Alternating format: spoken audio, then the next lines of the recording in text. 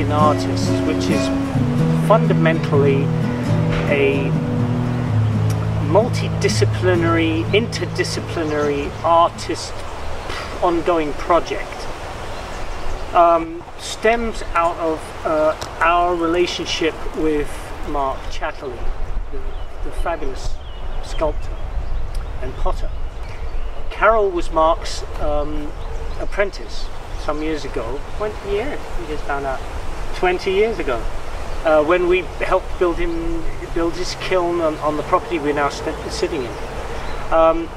We have had an intense desire for all that time to promote Mark somehow, and organically, out of our return to this area from travels all over the country, organically developed this idea of Popping Artists, of combining performance artists in spaces created by artists.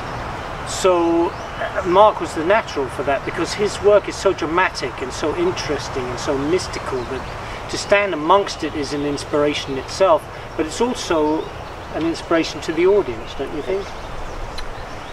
So between the three of us, we started brainstorming what we could do, and we came up with a it so happened we live in a place called Bath, Michigan right now, which is a tiny little town that's perfectly American. It has a gun shop, a laundromat, a bar, and a mechanic on the main street, and that's about it. Only one black line. Right, which was a trip for me, coming from London.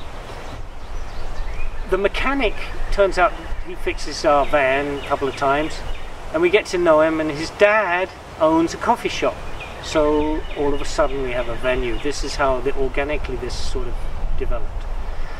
I work in a food store called Foods for Living. Some of the people there are artists and writers. There's lots of musicians. It's the kind of store that attracts an eclectic staff.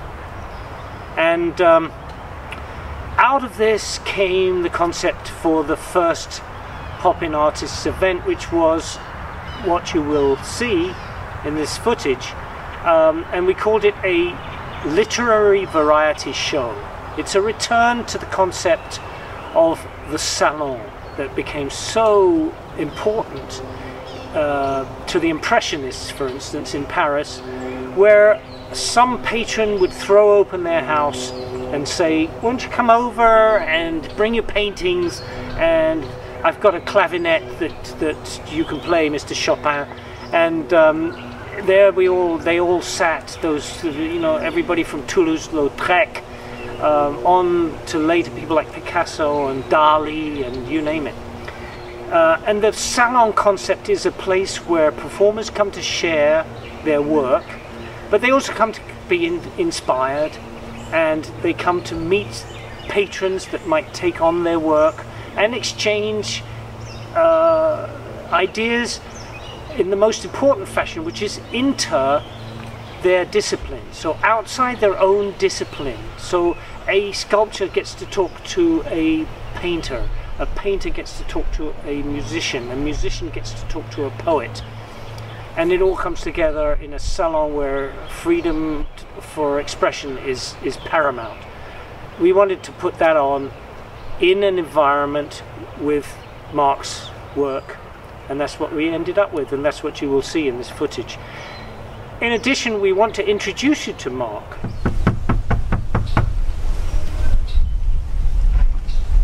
Can we come in? Yes, please.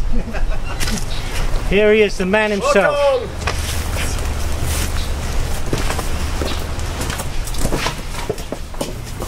This is, what would you call this room, Mark? Storage.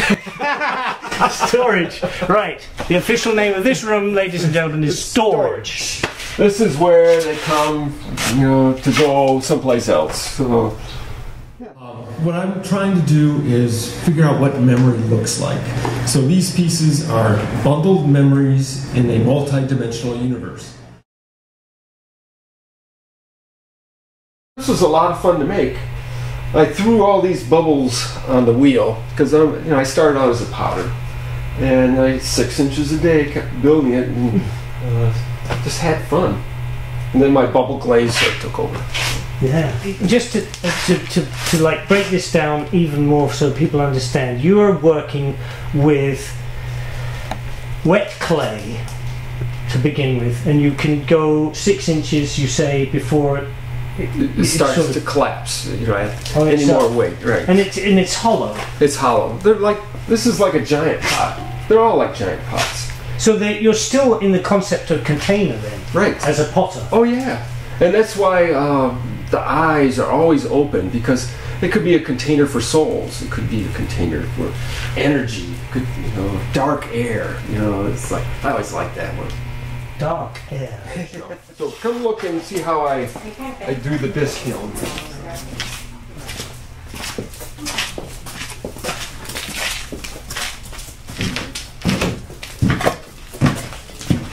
So this has already been fired once. The chemical water has been driven off. I take it to about 1800 degrees.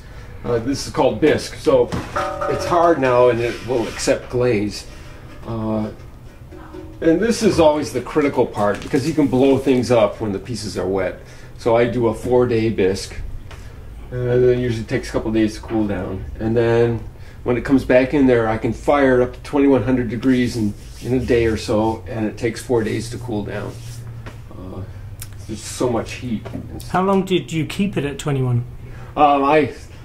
It's so long in getting there. Once the temperature hits it, I'm done. But it maintains. I close it all up, and it just stays bubbling and frothing and for a long time. And the things, these shrink. You see how tall it is right up there? That they shrunk, and then it'll shrink even more the more I fire it, because it just gets denser and denser. So yeah, these are my heads, and I'll just put the glaze kind of stuff on them.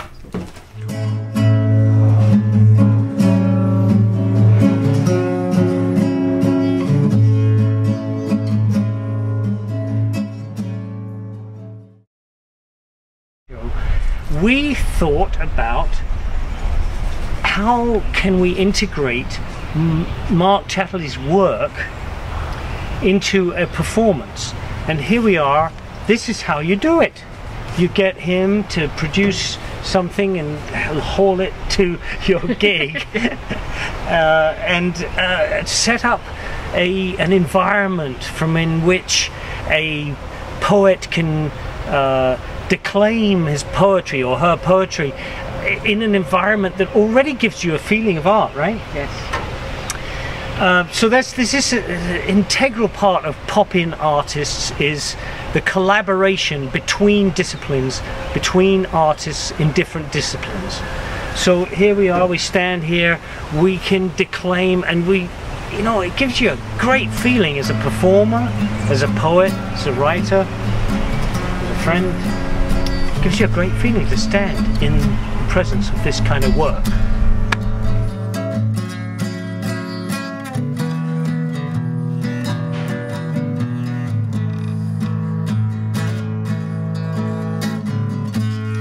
We're all part of it, every one of us in his place.